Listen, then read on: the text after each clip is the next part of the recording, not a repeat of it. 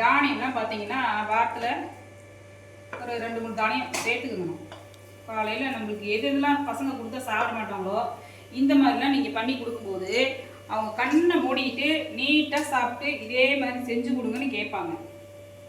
தாராளமாக சாப்பிட்ருவாங்க. வாங்க, இன்னைக்கு செவ்வாய்க்கிழமை. இன்னைக்கு பிரேக்ஃபாஸ்ட்டு அண்டு லன்ச்சு என்னென்ன அது இல்லாத 2 குட்டி பசங்களுக்கு லன்ச் வேறு கட்டுறாங்க. அதெல்லாம் என்னென்னு பிரேக்ஃபாஸ்ட்டில் பார்த்துடலாங்க. எப்படி பண்ணுறோங்க அப்படின்னு பார்த்துடலாங்க.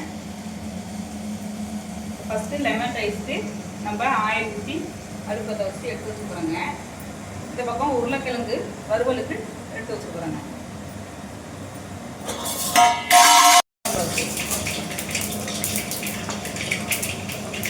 கொஞ்சம் செவந்து வரட்டுங்க. நம்ம இந்த பக்கம் உருளைக்கிழங்குக்கு வறுவலுக்கு போட்டுருக்குறாங்க. கடுகு தூங்கலாம். இப்போ அது உருளைக்கிழங்கு போட்டுக்கலாம். வரமிளகா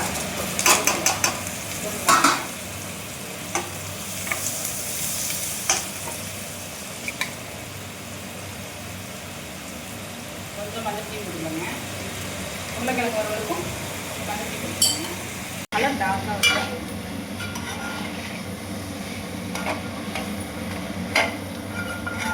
எங்கள் வீட்டுக்கு இப்போ நம்ம உப்பு தேவையானவெல்லாம் போட்டு இந்த வணங்கி வந்துச்சுங்க.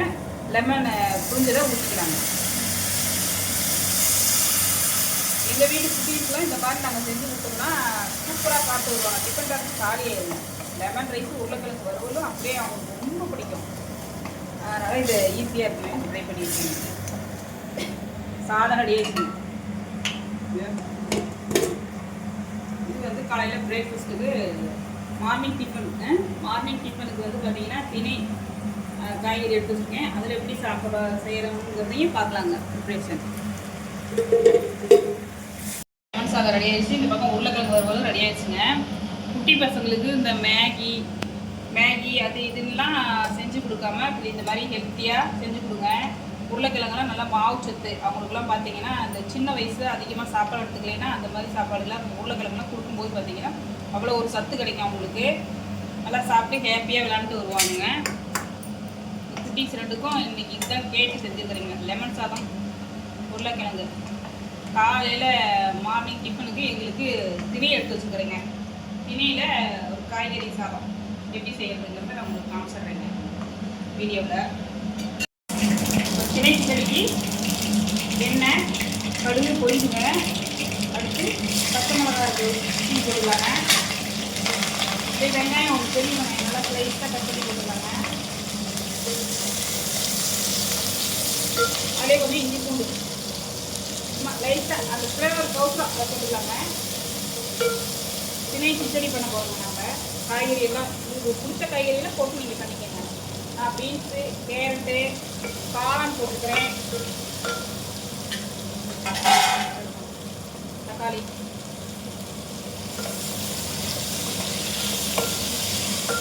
கேரட், காளான்